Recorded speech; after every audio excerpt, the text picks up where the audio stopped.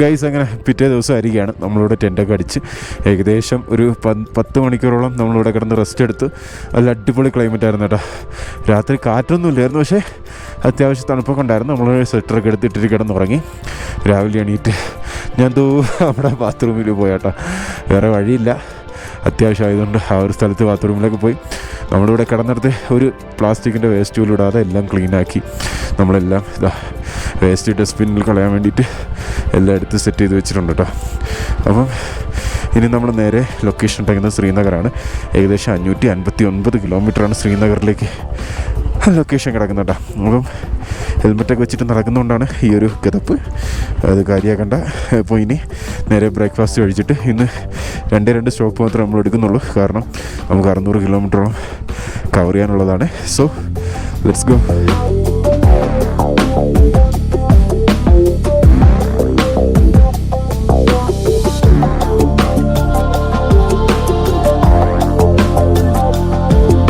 കഴിഞ്ഞ ദിവസം നമ്മുടെ 450 പഞ്ചറായി നമ്മൾ പഞ്ചറൊട്ടിച്ച സ്ഥലം എത്തി കേട്ടോ. ഇതാ ഒരുപാട് ദൂരെയാണ്.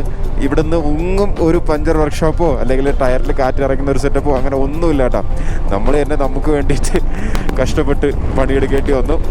അപ്പം റൈഡൊക്കെ വരുന്ന ആൾക്കാർ ഇങ്ങനെയുള്ള സാധനങ്ങളൊക്കെ കൊണ്ടുവരിക, എപ്പോഴും ഒരു എയർ പമ്പ്, പഞ്ചറൊട്ടിക്കുന്ന കിറ്റ്, ഇതൊക്കെ കൊണ്ടുവരിക. വണ്ടിക്ക് സ്പെഷ്യൽ ടൂളുകളുണ്ടെങ്കിൽ അതൊക്കെ എടുത്ത് വെച്ചേക്കുക, കാരണം ഏത് നിമിഷമാണ് നമുക്കത് ഉപകാരപ്പെടുന്നതെന്ന് പറയാൻ പറ്റത്തില്ല. ഹലോ മച്ചന്മാരെ, നമ്മളിങ്ങനെ ഗ്രൂപ്പായിട്ട് ഇരുന്ന് സംസാരിച്ചുകൊണ്ടിരുന്ന സമയത്ത് വന്നൊരു ടോപ്പിക്കാണ് നമ്മുടെ ബൈക്കുകളുടെയൊക്കെ ടയറിന് ഇപ്പോൾ കഴിഞ്ഞ ദിവസം പറ്റിയ പോലെ പഞ്ചർ അല്ലാണ്ട് വേറെ എന്തെങ്കിലുമൊക്കെ ഡാമേജ് പറ്റിപ്പോയി നമുക്കൊരു പുതിയ ടയർ വേണ്ടി വന്നാൽ നമ്മൾ എന്ത് ചെയ്യുമെന്ന്. അപ്പം ഞാൻ അവരുടെ അടുത്ത് പറഞ്ഞൊരു കാര്യമുണ്ട്. ഞാൻ എൻ്റെ ബൈക്കുകൾക്ക് പർച്ചേസ് ചെയ്യുന്ന ടയറുകളെല്ലാം ടോർക്ക് ബ്ലോക്കിൽ നിന്നാണ് കേട്ടോ. അതായത് അവർക്ക് കൊച്ചിയിലും ബാംഗ്ലൂരും ഷോറൂമുണ്ട്. ആ ഒരു സ്റ്റോർ വഴിയാണ് ഞാൻ ടയർ പർച്ചേസ് ചെയ്യാറ്. പല തവണയും ഞാൻ അവരുടെ കയ്യിൽ നിന്ന് ടയർ ഓൺലൈൻ വഴിയും പർച്ചേസ് ചെയ്തിട്ടുണ്ട് കേട്ടോ. വിളിച്ച് പറഞ്ഞു കഴിഞ്ഞാൽ അവർ ഹോം ഡെലിവറി വരെ ചെയ്യുന്നൊരു സെറ്റപ്പ് ഉണ്ട് അവർക്ക്. അതായത് നമുക്ക് വിശ്വസിച്ച് നമ്മുടെ ബൈക്കിന് ഏത് ടയറാണ് വേണ്ടത്, നമ്മുടെ റൈഡ് എങ്ങനത്തതാണ്, നമ്മുടെ റൈഡിനനുസരിച്ചിട്ട് നമ്മുടെ റൈഡിൻ്റെ ടെറൈനനുസരിച്ചിട്ടുള്ള ടയർ അവർ നമുക്ക് സജസ്റ്റ് ചെയ്ത് തരും കേട്ടോ. അതിന് സ്പെഷ്യലിസ്റ്റാണ്, അതിന് വളരെ എക്സ്പേർട്ടാണ് നമ്മുടെ ഷിബിൻ ബ്രോ. അപ്പോൾ ഞാൻ എൻ്റെ ഫ്രണ്ട്സിൻ്റെ അടുത്ത് പറഞ്ഞതും ഇത്രയേ ഉള്ളൂ.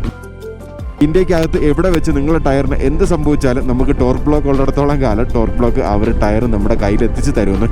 അങ്ങനെ ഒരു എക്സ്പീരിയൻസ് എനിക്ക് ഉണ്ടായതുകൊണ്ടാണ് ഞാൻ അവരുടെ അടുത്ത് ആ ഒരു കാര്യം പറഞ്ഞത്. അങ്ങനെ നമ്മൾ ലേയിൽ നിന്ന് അടുത്ത് ശ്രീനഗർ റൂട്ടിൽ കയറിയിട്ടുണ്ട് കേട്ടോ. ഇനി 206 കിലോമീറ്റർ സിംഗിൾ റോഡാണ്, no left no right, okay, straight road. ഇപ്പോൾ നമ്മളൊരു മിലിറ്ററി ഏരിയയിൽ കടന്നിരിക്കുകയാണ്. ഈ ഒരു സ്ഥലത്തിൻ്റെ പേര് നിമ്മു എന്നാണ്, NIMMU. നമുക്ക് കുഞ്ഞു മക്കളൊക്കെ ഉണ്ടെങ്കിൽ അവർക്ക് ഇടാൻ പറ്റിയ പേരല്ലേ നിമ്മു, നല്ല രസമുണ്ട്.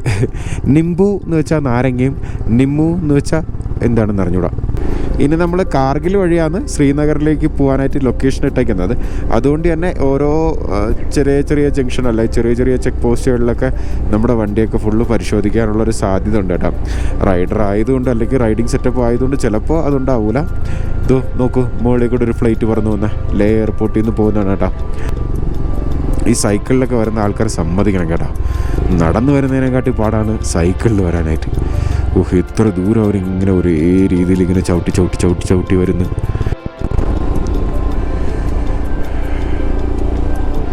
വാവ്, എന്താ വ്യൂ നോക്ക്. ഇവിടെ ഓരോ സ്ഥലത്തിനും ഓരോ തരത്തിലുള്ള ഭംഗിയാണ്. ഇങ്ങനെ താഴ്വാരത്ത് കൂടിയും വേറൊരു റോഡ് വരുന്നുണ്ട് കേട്ടോ. അത് നമ്മൾ അതുവഴിയാണോ പോകുന്നതെന്ന് അറിഞ്ഞൂടാ, മിക്കവാറും ആയിരിക്കാനാണ് സാധ്യത. നമ്മളിങ്ങനെ കറങ്ങി താഴെ ഇറങ്ങി അങ്ങനെ അതുവഴിയായിരിക്കും പോകുന്നത് കേട്ടോ. എന്തല്ലേ, ഭൂമി എത്ര വലുതാണ്, എന്തെല്ലാം സെറ്റപ്പുകളാണ് ഈ ഭൂമിയിലുള്ളത്. നമ്മൾ കാണാത്തതായിട്ട്, അതായത് മനുഷ്യൻ കണ്ടുപിടിക്കാത്തതായിട്ട് എന്തെല്ലാം ഇനി ബാക്കിയുണ്ടാവും. ഇനി അങ്ങോട്ട് കുറച്ച് ദൂരം ഗ്രാമക്കാഴ്ചകളാണ്. ഗ്രാമങ്ങളിലൂടെയാണ് ഇനി സഞ്ചാരത്തിൻ്റെ യാത്ര. മുന്നിൽ കാണുന്നു ഒരു ഇരുമ്പ് പാലം. അതിലൂടെ വെള്ള കളറിലുള്ള ബൊലേറോ ഒരെണ്ണം വരുന്നുണ്ട്. അതാ തൊട്ടു പിന്നാലെ തന്നെ ഒരു നെക്സോണും, അതും വെള്ള നിറത്തിലായിരുന്നു. ഗ്രാമങ്ങളിലെ ആൾക്കാരുടെ ജീവിതം കൃഷിയുമായി ബന്ധപ്പെട്ടിരിക്കുന്നു. ഓരോ വീടിൻ്റെ മുകളിലും അവർ വൈക്കോൽ കൂന കൊണ്ട് കുമ്മുകൂട്ടിയിരിക്കുന്നു. വഴിയിലുടനീളം ടിബറ്റൻ പ്രതീകമായ അവരുടെ ഒരു ശില്പം നമുക്ക് കാണാൻ കഴിയും. ഒന്നല്ല രണ്ടല്ല, 100 കണക്കിന് ശില്പങ്ങളാണ് അവർ ഈ തയ്യാറാക്കി വെച്ചിരിക്കുന്നത്. ശ്രീനഗറിലേക്കുള്ള യാത്ര, oh my God, straight road, like full tank, friends, Himalayan. Guys, അങ്ങനെ നമ്മളേതോ നമ്മുടെ നാട്ടിലുള്ള ഏതൊരു സ്ഥലം പോലെയുള്ള ഒരു സ്ഥലത്തെത്തി കേട്ടോ.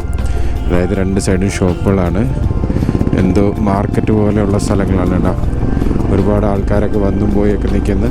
ഇഷ്ടം പോലെ വണ്ടികൾ ഇങ്ങനെ 2 സൈഡിലായിട്ട് പാർക്ക് ചെയ്തിരിക്കുന്നു. അങ്ങ് നോക്ക്, മലയുടെ മേളിലേക്ക് ബിൽഡിങ്ങുകൾ. ഇത് ലമയാരു എന്ന് പറഞ്ഞൊരു ഗ്രാമമാണ് കേട്ടോ. നമ്മൾ ശ്രീനഗറിലേക്ക് പോകുന്ന വഴിക്ക് ഉള്ളൊരു സ്ഥലമാണ്. നമ്മൾ താഴെ നിന്ന് കണ്ട ആ ഗ്രാമത്തിൻ്റെ ടോപ്പ് വ്യൂ ആണ് കേട്ടോ. ഇപ്പോഴും ഇവിടുത്തെ ആൾക്കാർ ആ ഒരു ഗ്രാമങ്ങളിൽ, ആ ഒരു വീടുകളിൽ തന്നെയാണ് താമസിക്കുന്നത്. കുറേയൊക്കെ 1-2 മറ്റേ മൊണാസ്ട്രി പോലെയൊക്കെ സെറ്റ് ചെയ്ത് വെച്ചേക്കുന്നതാണ്. അയ്യോ, വല്ലാത്ത ജാതി വളവ്. നല്ല സൂപ്പർ വ്യൂ അല്ലേ? ഒരു ഫോട്ടോ എടുത്ത് ഫ്രെയിം ചെയ്ത് വെച്ചാൽ എങ്ങനെ ഇരിക്കും? അടിപൊളിയായിരിക്കും. അയ്യോ, ഇപ്പം എന്നെ ഫ്രെയിം ചെയ്യേണ്ടി ഇങ്ങനെ. നമ്മളെ ബൈക്കിന് ചെറിയ ചെറിയ മിസ്സിങ് ഒക്കെ ഉണ്ട് കേട്ടോ. കാരണം ഫിൽറ്ററൊക്കെ ഫുൾ അടഞ്ഞു പോയിട്ടുണ്ടാവും. കംപ്ലീറ്റ്ലി നമ്മൾ പൊടിയും മണ്ണും പല ടെറൈനിലൂടെയും വണ്ടിയുടെ മാക്സിമം പരിപ്പിളക്കിയാണ് ഇത്തവണ ഓടിച്ചത്. വണ്ടിക്ക് ഓവർഹെഡ് മറ്റേ ഓയിൽ ലീക്ക് വരുന്നുണ്ട്. സ്മോക്കിൽ കൂടെ നല്ല ഓയിൽ ലീക്ക് നമുക്ക് അനുഭവപ്പെടുന്നുണ്ട്. സോ വണ്ടി എന്തായാലും നാട്ടിൽ കൊണ്ടുപോയിട്ട് നല്ല രീതിക്കൊന്ന് പൊളിച്ച് പണിയേണ്ട സമയമായിട്ടുണ്ട്. ഫുൾ സർവീസ് ചെയ്ത് ഇറക്കണം നമ്മുടെ ലായിക്കിന്. ഞാൻ ഇടയ്ക്ക് ഒരു വ്ളോഗിൽ പറഞ്ഞിട്ടുണ്ടായിരുന്നു, അവൻ്റെ കിഡ്നിയും ഹൃദയവും ലിവറെല്ലാം നമുക്ക് പുറത്തെടുത്ത് വാഷ് ചെയ്ത് സെറ്റ് ചെയ്ത് വെക്കണം. ഓക്കെ, അപ്പോൾ ഗൈസ്, അങ്ങനെ നമ്മൾ കാർഗിൽ എൻ്റർ ചെയ്തിരിക്കുകയാണ്. ഇങ്ങോട്ട് കയറിയപ്പോൾ തന്നെ ഇവിടെയുള്ള ആൾക്കാരുടെ ആ ഒരു ആറ്റിറ്റ്യൂഡും അവരുടെ ആ ഒരു സംസാര ശൈലിയും അവരുടെ ആ ഒരു ലുക്കും എല്ലാം പെട്ടെന്നങ്ങ് മാറി തോല കേട്ടോ. നമ്മൾ ലേയിൽ നിന്ന് കണ്ടുവന്ന ആ ഒരു ടൈപ്പ് അല്ലാതെ വേറൊരു ടൈപ്പാണ് ഇവിടെ ഇപ്പോൾ കാണാൻ സാധിക്കുന്നത്. ഈ കാണുന്നത് മുൽബക്ക് എന്ന് പറഞ്ഞൊരു വില്ലേജാണ്. കാർഗിൽ എത്തുന്നതിന് 33 കിലോമീറ്റർ മുന്നേ ഉള്ള വില്ലേജാണ് കേട്ടോ. ഭയങ്കര അടിപൊളി കൃഷിയായിട്ടൊക്കെ ജീവിക്കുന്ന ആൾക്കാരാണ്. നെൽകൃഷിയാണ് കൂടുതൽ 2 സൈഡുകളിൽ. എല്ലാവരുടെ വീടുകളുടെ മുറ്റത്ത് തന്നെ അവർ നെൽകൃഷി അവർ ചെയ്യുന്നുണ്ട്. നല്ല പൂത്തൊലഞ്ഞ് അല്ലെങ്കിൽ നല്ല കാച്ചൊലഞ്ഞ് നിൽക്കുന്ന നെൽക്കതിരുകളൊക്കെ നമുക്ക് കാണാൻ പറ്റും കേട്ടോ. പിന്നെ വേറൊരു ജാതി ചെടിയും കൂടെ അവർ വളർത്തുന്നുണ്ട്. എന്തോ കായ്ഫലം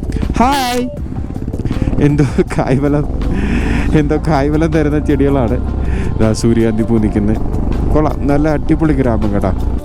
ഇപ്പോൾ നമ്മൾ എത്തിയിരിക്കുന്നത് ലോട്സം എന്ന് പറഞ്ഞൊരു ഗ്രാമത്തിലാണ് കേട്ടോ. ഇവിടെ നോക്കിക്കഴിഞ്ഞാൽ നമുക്ക് കാണാൻ പറ്റുന്നത് ഇവരുടെ മെയിൻ പരിപാടി കൃഷി തന്നെയാണ്. നെല്ലിൻ്റെ ഇതൊക്കെ കച്ചിലൊക്കെ ഇങ്ങനെ കെട്ടിയടുക്കി ഉണങ്ങാനായിട്ട് വെച്ചേക്കുന്നുണ്ടോ. അതിനെ അടിച്ച് അതിൽ നിന്ന് നെല്ലിനെ വേർതിരിച്ചെടുക്കും. അപ്പോൾ അതിനുള്ള സംഗതിയാണ് അവർ ചെയ്യാൻ, ഉണങ്ങാനായിട്ടാണ് റോഡ് സൈഡിൽ വെച്ചിരിക്കുന്നത്.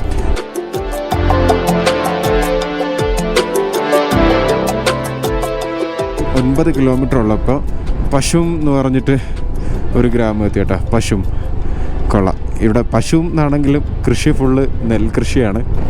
2 സൈഡിലും ഇഷ്ടം പോലെ നെൽകൃഷി. വാവ്. ഈ ഒരു സീനൊക്കെ കാണുമ്പോൾ, അല്ലെങ്കിൽ ഇവിടെയുള്ള ആൾക്കാരെ കാണുമ്പം മറ്റേ ഹുദാസെ മണ്ടത്ത് ഹേ മേരി ആ ഒരു സീനൊക്കെ ഓർമ്മ വരുന്നു കേട്ടോ. നമ്മളെന്തായാലും ശ്രീനഗർ പോകുന്നുണ്ട്. ഒരു വള്ളത്തിലൊക്കെ കയറണം. ഈ ഒരു പാട്ടൊക്കെ ഇട്ട് കുറച്ച് നേരം അതിലൊക്കെ ഇരിക്കണം. അതൊക്കെ പ്ലാനിലുണ്ട് കേട്ടോ. ഇവിടെ എല്ലാം അപ്പൂപ്പൻ താടി പോലത്തെ ഒരു കുഞ്ഞു കുഞ്ഞു സാധനം തന്നെ ഇങ്ങനെ പറന്ന് നടപ്പുണ്ട് കേട്ടോ. നമ്മളെ പരുത്തി ഇങ്ങനെ പിരിന്ന് പോകത്തില്ലേ, അതുപോലത്തെ സാധനം ഇങ്ങനെ എല്ലായിടത്തും ഇങ്ങനെ പറന്ന് നടപ്പുണ്ട്. നമ്മൾ ഹെൽമെറ്റിലൊക്കെ വന്ന് ഇങ്ങനെ പറ്റി പിടിച്ചിരിക്കുന്നതാണ് കേട്ടോ ആ സാധനം. നമ്മളിപ്പം ശരിക്കും കാർഗിലിൻ്റെ ആ ഒരു ഔട്ടർ ഭാഗത്തൂടെയാണ് പോയിക്കൊണ്ടിരിക്കുന്നത് കേട്ടോ. അവിടെ ഗ്രാമത്തിൻ്റെ ഉള്ളിൽ നമ്മൾ കയറുന്നില്ല, ഗ്രാമത്തിനുള്ളിലോ ടൗണിനുള്ളിലോ കയറുന്നില്ല. നമ്മളിപ്പം വരുന്ന വഴിക്ക് ഒരു കടയിലേക്ക് ഒരു ഫുഡ് കഴിച്ചിട്ടുണ്ടായിരുന്നു. ഭയങ്കര എക്സ്പെൻസീവ് ആണ് ഇവിടുത്തെ ഫുഡിനൊക്കെ. നമ്മൾ സാധാരണ കഴിക്കുന്നതിനെക്കാട്ടി കുറച്ച് കഴിച്ചിട്ടും 1000 രൂപ അടുപ്പിച്ചിട്ട് ആയിട്ടുണ്ടായിരുന്നു കേട്ടോ. പിന്നെ ഇവിടെയുള്ള ആൾക്കാരൊക്കെ എന്താണ് കഴിക്കുന്നതെന്ന് ഇവിടുത്തെ ലോക്കൽ ഫുഡ് എക്സ്പ്ലോർ ചെയ്യാമെന്നൊക്കെ വിചാരിച്ചിട്ടാണ് നമ്മൾ അവരുടെ ഒരു ഷോപ്പിൻ്റെ പേരെഴുതിയിരുന്ന അവിടെ കയറിയത്. പക്ഷേ അവിടുത്തെ വീഡിയോ ഒന്നും ഞാൻ എടുത്തില്ല, കാരണം അതിന് മാത്രമൊന്നും ഇല്ലായിരുന്നു അവിടെ. ഇവിടുത്തെ ഒരു അറ്റ്മോസ്ഫിയർ എന്ന് പറഞ്ഞു കഴിഞ്ഞാൽ എല്ലാം ഇങ്ങനെ പുതുക്കി പണിഞ്ഞുകൊണ്ടിരിക്കുന്ന ഒരു അറ്റ്മോസ്ഫിയറാണ് കേട്ടോ.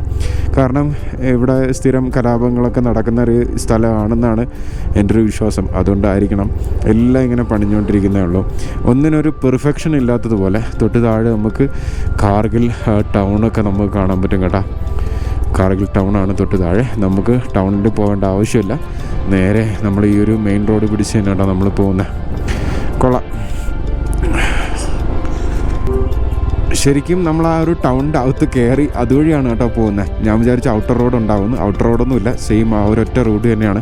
പക്ഷെ അത് വന്നിട്ടൊരു ഹെയർ പിൻ യൂ ടേൺ ആയിരുന്നു. ഓക്കെ, എല്ലായിടത്തും എന്താ പട്ടാളക്കാർ AK-47 ആയിട്ട് ഇങ്ങനെ നടക്കുന്ന കാണാം. എന്താ നോക്ക്, കയ്യിൽ തോക്കൊക്കെ ആയിട്ട് ഫുൾ ലോഡഡാണ്. ഫുൾ ലോഡ് ചെയ്ത് ഫുൾ ആർമറായിട്ട് നടക്കുന്ന ആൾക്കാരാണ് കേട്ടോ. ഇവിടെ എപ്പോഴും ഇങ്ങനെ കലാപങ്ങളൊക്കെ നടക്കുന്നതല്ലേ.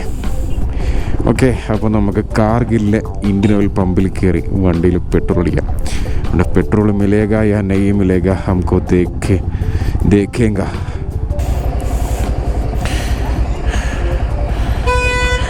എത്ര ഇടാ റേറ്റ് പെട്രോളിന്?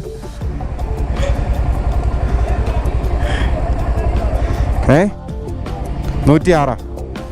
മിഷാല് പറഞ്ഞത് 106 രൂപയെന്നാണ് പെട്രോളിന്. ശരിക്കും പെട്രോളിന് 99.47 പൈസയേ ഉള്ളൂ. പവർ പെട്രോളിനാണ് 106 രൂപ. നമ്മൾ കൊടൈക്കനാലൊക്കെ പോകുമ്പം കാണുന്ന കാഴ്ചയല്ലേ, ഇങ്ങനെ മലയോരങ്ങളിൽ ഇങ്ങനെ വീടുകളിൽ സെറ്റ് ചെയ്ത് വെച്ചിരിക്കുന്നത്, അതുപോലെ ഉണ്ട് കേട്ടോ. ഇവിടെ നിന്ന് നോക്കുമ്പോൾ നമ്മുടെ കാർഗിലിൻ്റെ വ്യൂ. ഇവിടുത്തെ ആൾക്കാരൊക്കെ എങ്ങനെ ജീവിക്കണമെന്തോ അല്ലേ. പെട്രോളിനൊക്കെ 99 രൂപയേ ഉള്ളൂ.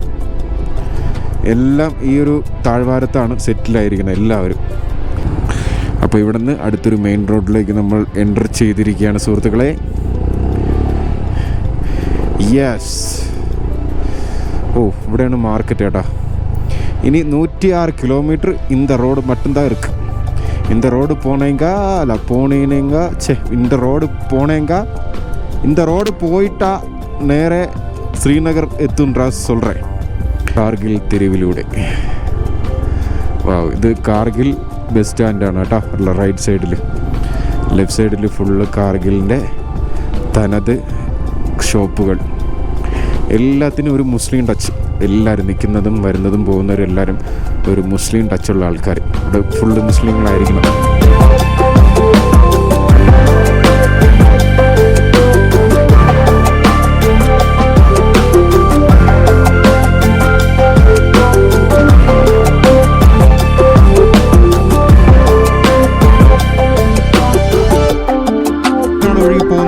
ഇതിലൊക്കെ എന്തെങ്കിലും പെട്ടുപോയി കഴിഞ്ഞാൽ അല്ലെങ്കിൽ ആരെങ്കിലുമൊക്കെ വീണുപോയി കഴിഞ്ഞാൽ തീർന്നു. പിന്നെ ഇനി ഏതെങ്കിലും കടലിൽ പോയി എടുത്താൽ മതി. അമ്മാതിരി ഫോഴ്സിനാണ് കേട്ടോ ഇവിടെ നിന്ന് വെള്ളം ഇങ്ങനെ ഒഴുകി പോകുന്നത്. നമ്മളിപ്പം മാർക്കറ്റിൽ നിന്ന് പുറത്തിറങ്ങി മെയിൻ റോഡിൽ കയറിയിട്ടുണ്ട്. ഇനി ഏകദേശം 103 കിലോമീറ്റർ സിംഗിൾ റോഡും നമുക്ക് ശ്രീനഗർ എത്താനായിട്ട് 198 കിലോമീറ്റർ ഉണ്ട് കേട്ടോ. കുറച്ച് ശ്രദ്ധിച്ച് ഓടിക്കേണ്ട റോഡുകളാണ് ഇതൊക്കെ. നമ്മളടുത്ത് ഒരാൾ പറഞ്ഞിട്ടുണ്ടായിരുന്നു, നമ്മൾ കാർഗിലൊക്കെ കയറി കഴിഞ്ഞാൽ നേരത്തെ പറഞ്ഞല്ലോ ഒരു 5 കിലോമീറ്ററിലേക്ക് ചെക്ക് പോസ്റ്റ് ഉണ്ടാവുമെന്ന്. പക്ഷെ നമ്മൾ ഇതുവരെ ചെക്ക് പോസ്റ്റ് 1-2 കണ്ടെന്നല്ലാതെ ആരും നമ്മളെ പേഴ്സണലി പിടിച്ചിരുത്തി ചെക്ക് ചെയ്യുകയോ അങ്ങനെ ഒന്നും ചെയ്തിട്ടില്ല കേട്ടോ. कितने आया?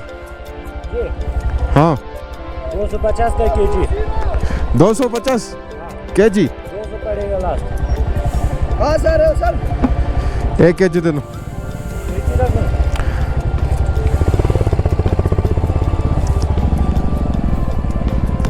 ഇവിടത്തെ നമ്മുടെ ഇതിൻ്റെ പേരെന്തായിരുന്നു മറന്നും പോയല്ലേ. എടാ അതിൻ്റെ പേരെന്തായിരുന്നു? ആ, കിലോ 200 രൂപ. വീട്ടിൽ ചെന്ന് 250 രൂപയ്ക്ക് വാങ്ങിക്കാൻ പോണം.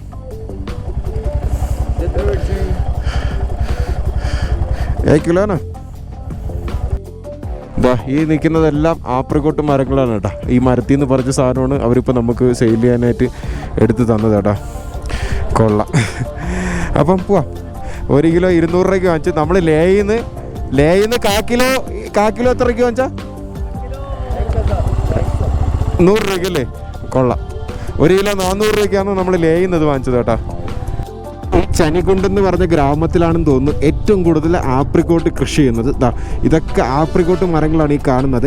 ഇവിടുത്തെ എല്ലാം ഫസ്റ്റ് ക്വാളിറ്റി സാധനങ്ങളൊക്കെ എക്സ്പോർട്ട് ക്വാളിറ്റി ആക്കി അവർ കയറ്റുമതി ചെയ്യുകയാണ് ചെയ്യുന്നത്. നമുക്കൊന്ന് കിട്ടുന്നതൊക്കെ എനിക്ക് തോന്നുന്നു അവസാനം വരുന്ന ഈ ചെറിയ ഉണങ്ങിയതൊക്കെ ആയിരിക്കും. വലിയ സൈസുള്ള ആപ്രിക്കോട്ടുകളുണ്ട്. അതൊക്കെ നല്ല ഡീസൻ്റ് ആയിട്ട് ഡ്രൈ ചെയ്ത് അതിന് ഡ്രൈ ഫ്രൂട്ട് സെക്ഷനിലൊക്കെ വിൽക്കും. അതാണ് ഏറ്റവും വലിയ മാർക്കറ്റ്. ഫ്രൂട്ട്സ് ആയിട്ട് വിൽക്കുന്നതിനെക്കാട്ടി ഡ്രൈ ഫ്രൂട്ട് ആയിട്ടാണ് ആപ്രിക്കോട്ട് സെയിൽ ചെയ്യുന്നത് കേട്ടോ കൂടുതലും.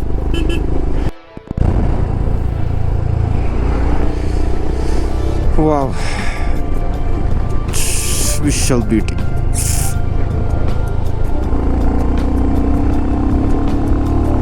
നമ്മൾ ചെറുപ്പത്തിലൊക്കെ പടം വരയ്ക്കൂലേ, മല, മരങ്ങൾ, നദി, ആ ഒരു ഫ്രെയിം അല്ലേ, സൂപ്പർ.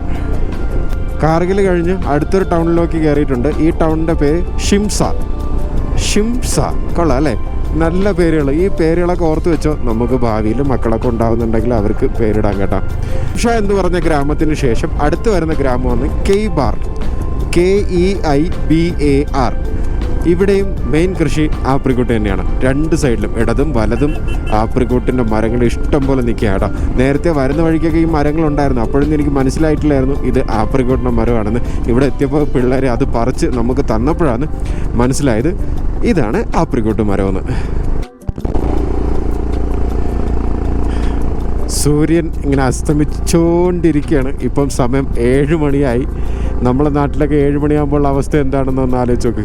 ഇതാ നോക്ക്, ഇവിടെ സൂര്യൻ ഇപ്പോഴവിടെ ഉണ്ട് കേട്ടോ. ആ മലയുടെ ബാക്കിൽ പോയി കഴിഞ്ഞാൽ പുള്ളിക്കാരനെ പിന്നെ കാണാൻ പറ്റത്തില്ല. പക്ഷേ ഇവിടെ ഉള്ള വ്യൂ ഒരു രക്ഷയില്ല, പെർഫെക്റ്റ് വ്യൂ ആണ്. അമ്പോ,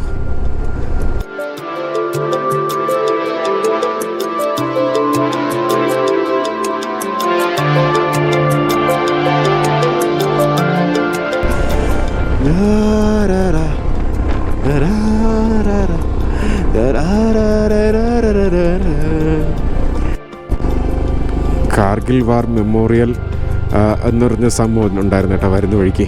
അതിൻ്റെ സെക്യൂരിറ്റികളാണ് ഈ വഴിയിലൊക്കെ കാണുന്നത്. അതായത് കാർഗിൽ വാർ യുദ്ധം നടന്നതിൻ്റെ മെമ്മോറിയലായിട്ട് അവരുടെ ഓർമ്മയ്ക്കായിട്ട് ചെയ്തു വെച്ചിരിക്കുന്ന ഒരുപാട് സംഗതികൾ ഇവിടെ ഉണ്ട്.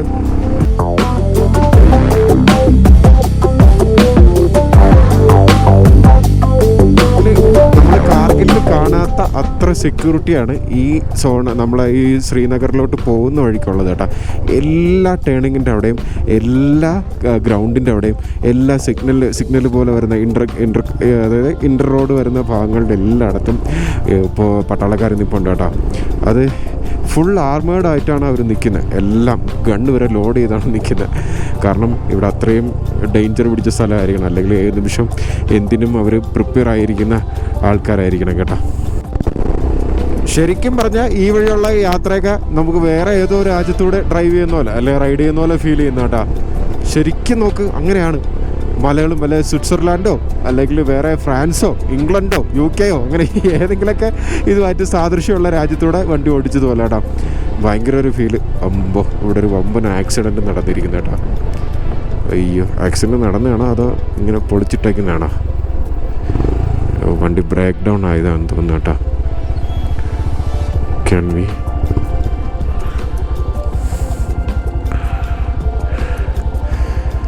അയ്യോ, ആക്സിഡൻ്റ് ആയതാണെന്ന് തോന്നുന്നു. അതിൻ്റെ ക്യാബിനൊക്കെ പൊളിഞ്ഞകത്തോട്ട് വന്നിരിക്കുന്നു.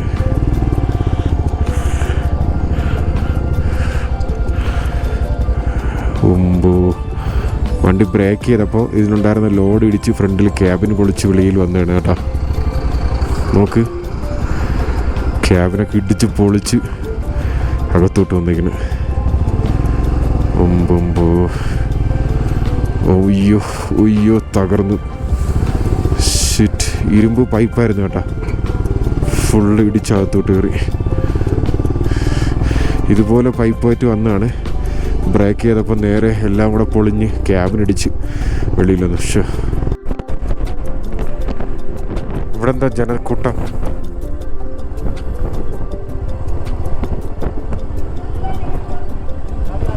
വണ്ടി തട്ടി കേട്ടാ, വണ്ടി തട്ടി എൻ്റെ ജനക്കൂട്ടമാണ്. ഇവിടെ എവിടെയെങ്കിലും ഒന്ന് ചായ കുടിക്കാനായിട്ട് നിർത്തിയിട്ട് ചായ കുടിക്കുന്നതിൻ്റെ കൂട്ടത്തിൽ നമുക്കിവിടെ ടെൻ്റ് അടിക്കാൻ പറ്റുമെന്നും കൂടെ നോക്കാം. ഇപ്പോൾ സമയം 8 മണിയായിട്ടോ. 8 മണിയായിട്ടും ചെറിയ രീതിക്കുള്ള വെളിച്ചമുണ്ട്.